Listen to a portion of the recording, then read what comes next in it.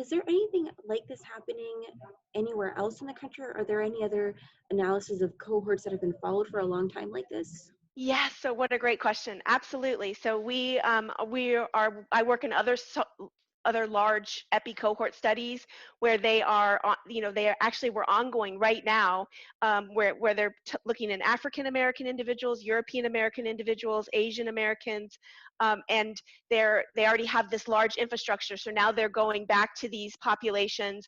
They're sending out questionnaires about COVID. They're doing antibody testing so that we can use all of these amazing resources that NIH has funded over the years to have this longitudinal data to ask these questions. So I think all of us, when this terrible outbreak happened, really started thinking fast about like how can we get data on these cohorts where we already have really good data longitudinally so that we can get the best estimates of really what's cause and effect for what happens with COVID. And this is still a pretty new virus. Is that going to have any impact on the way or what can and can't be collected, or the way this study progresses? Yeah, so that's such an awesome question. So we were not, we got all the approvals to collect all the specimens and et cetera, and we had, multiple plans of getting the samples, one of which was using mail and trying to get saliva samples and things like that. Luckily, they have been able to, in Cameron County now, open the clinic. So they are again seeing patients, and they're using, all of the protective gear and et cetera.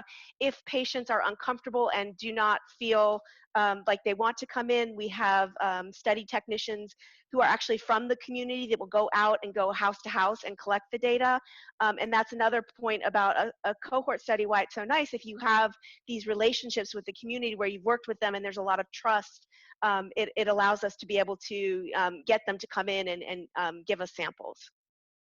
And just so I understand how a cohort works, these are people who are maybe identified or picked out years ago and have now, and do they go in on a yearly or regular basis to be checked out by a physician or something like that? Yes, that's such a great question. So they actually they go in waves into the clinic. They're not checked by a physician. It's a study.